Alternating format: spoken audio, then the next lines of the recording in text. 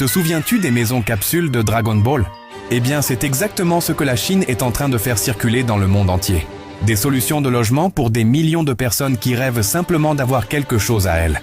Pendant qu'en Espagne, un appartement coûte un demi-million d'euros et qu'en Argentine, il a tout simplement cessé d'exister comme option pour la classe moyenne, la Chine installe une maison complète en 2 heures, puis part déjeuner. Ce que les gouvernements occidentaux promettent depuis des décennies sans jamais le résoudre, une usine de Shenzhen l'a emballé dans un conteneur et l'a envoyé, prêt à être habité. Sans crédit, impossible. Sans paperasse, interminable. Sans le mensonge selon lequel construire un logement digne serait forcément cher. Pourquoi quelque chose d'aussi simple que posséder un toit est-il devenu un privilège inaccessible, alors que d'autres pays le règlent comme on assemble un meuble? Aujourd'hui, on va démonter ce théâtre. Il y a quelque chose de profondément malade dans un système où acheter une maison signifie signer 30 ans de sa vie à une banque. 30 ans. Plus de la moitié de ta vie active consacrée à payer intérêt sur intérêt pour le droit fondamental de dormir sous un toit qui ne t'appartient même pas vraiment. Et nous l'acceptons. Nous l'avons normalisé. Comme si c'était inévitable. Comme si cela avait toujours été ainsi. Mais ce n'a pas toujours été ainsi.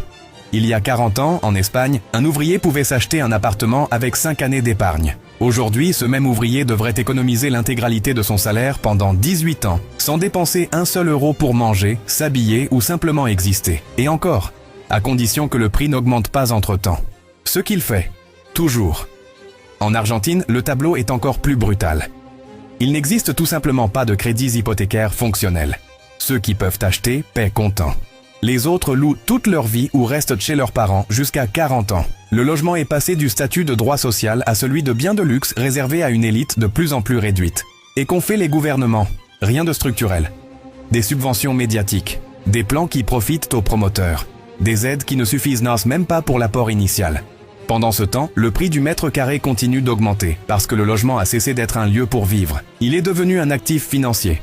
Un instrument de spéculation, un investissement sûr pour ceux qui ont déjà du capital. Le problème n'a jamais été l'impossibilité de construire à bas coût. Le problème, c'est que construire à bas coût ne convient à personne qui détient du pouvoir. Et c'est alors que la Chine arrive avec une proposition si simple qu'elle insulte toute l'industrie traditionnelle.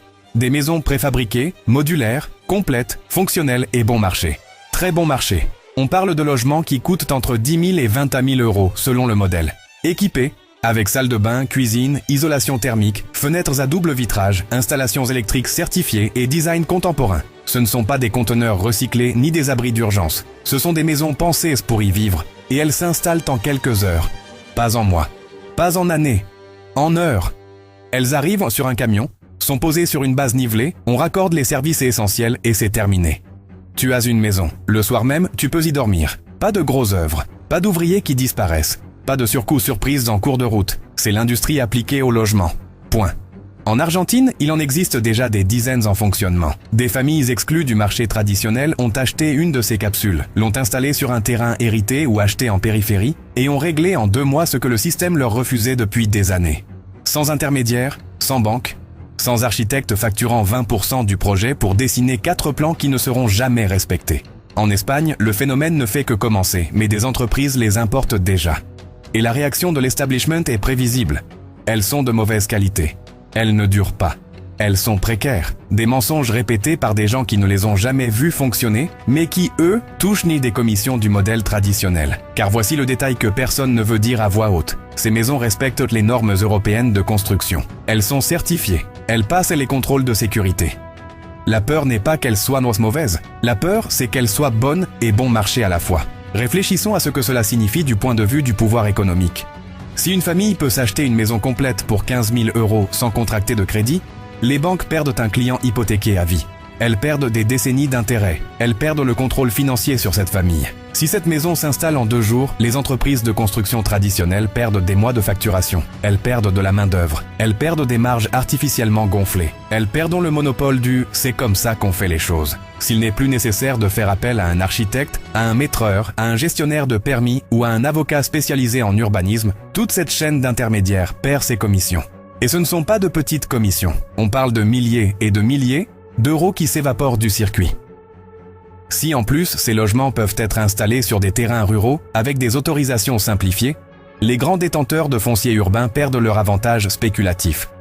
car la valeur du sol urbain est artificiellement maintenue par des réglementations qui rendent tout le reste plus cher. Si, soudainement, on peut vivre dignement hors des villes sans dépendre de services éternellement promis et jamais livrés, le jeu change.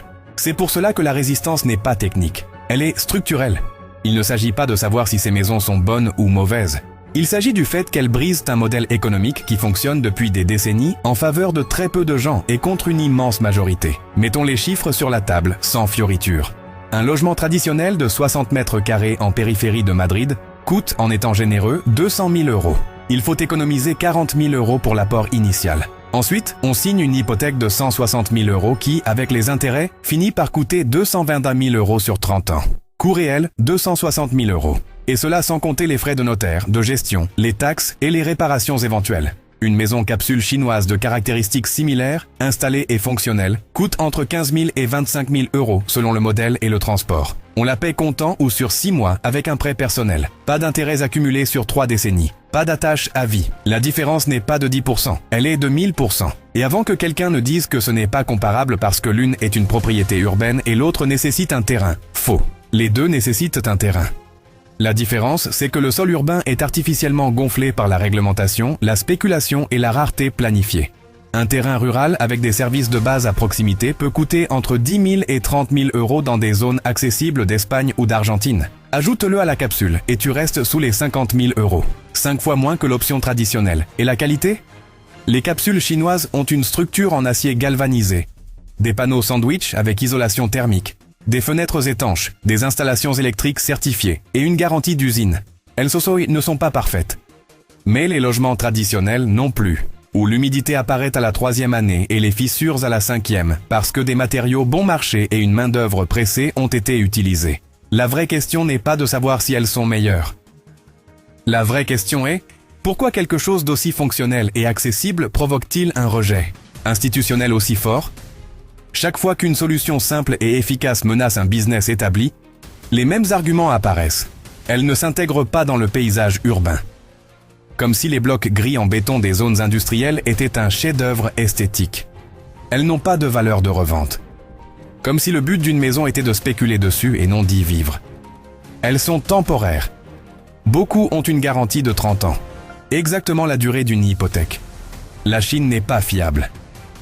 Dit par des gens dont le téléphone, la télévision, les vêtements et la moitié des appareils électroménagers sont fabriqués en Chine. La réalité est plus simple et plus dérangeante. Ces maisons démontrent que le modèle traditionnel est inutilement cher, lent et inefficace. Et quand l'inutile est mis en évidence, ceux qui en tirent profit se défendent. Pas avec des arguments techniques, avec la peur culturelle, avec l'idée qu'une vraie maison doit être en briques, chère et validée par une banque. Comme si c'était une loi physique et non une construction sociale au service du capital financier. La Chine fait face à un immense problème démographique, à une classe moyenne qui a grandi trop vite et à des millions de personnes migrant chaque année des campagnes vers les villes. Elle ne peut pas se permettre que le logement soit un privilège. Elle a besoin de solutions massives, rapides et reproductibles. Alors, elle a industrialisé la construction. Elle l'a pensé comme de la fabrication, comme des voitures ou des appareils électroménagers. Design standardisé, production en série, logistique optimisée, installation simplifiée. Pas de romantisme, de l'efficacité. Et ça fonctionne. Aujourd'hui, la Chine exporte ses logements vers plus de 50 pays. Pas seulement vers des marchés pauvres, aussi vers l'Europe, l'Océanie et l'Amérique du Nord.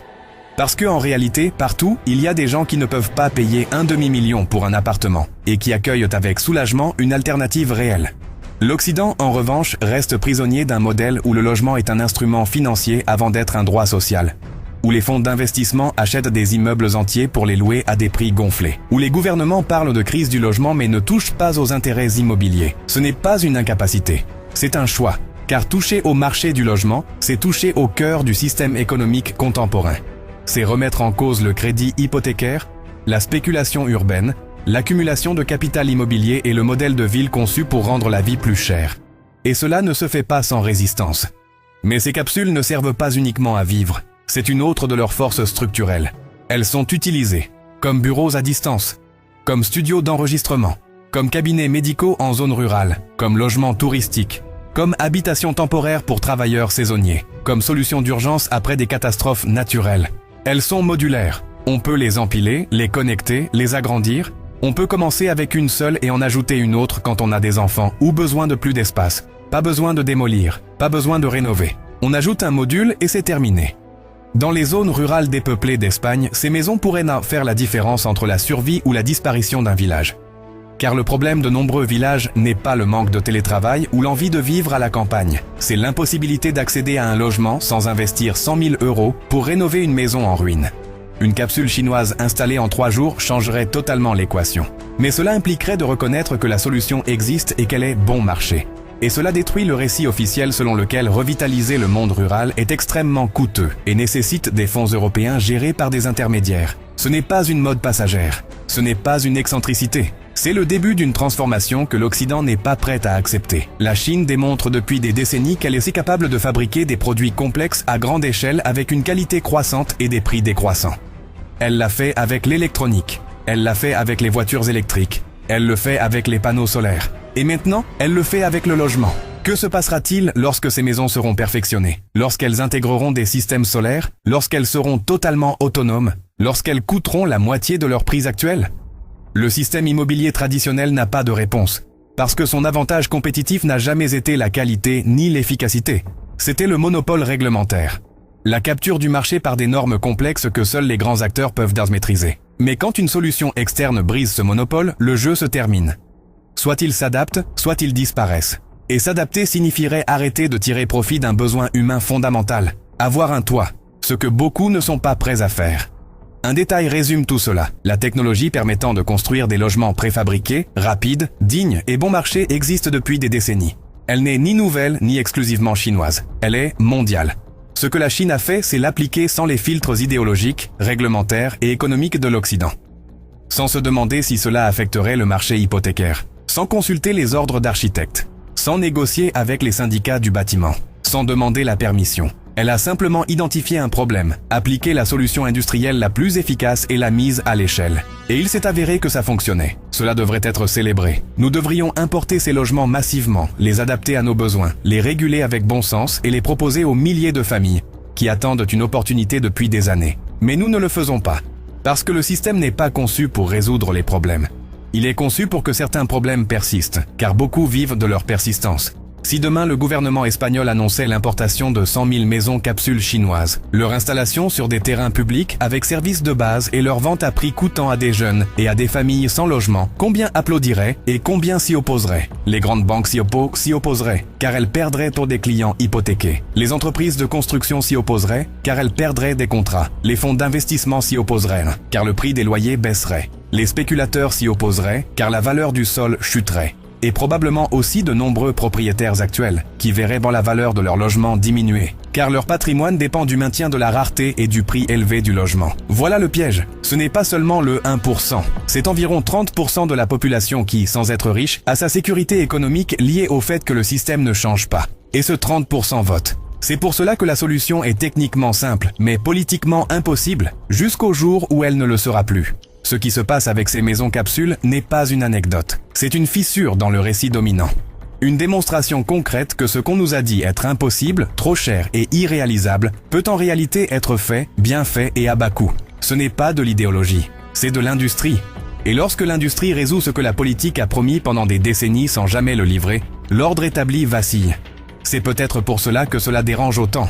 Parce que cela nous oblige à nous demander combien de choses que nous acceptons comme inévitables sont en réalité inutiles. Et combien de choses que nous normalisons comme complexes ne sont en vérité que du protectionnisme au profit de ceux qui gagnent grâce à cette complexité. La Chine n'a pas fabriqué une maison bon marché. Elle a fabriqué une question dérangeante avec des murs en acier. Et cette question est déjà là.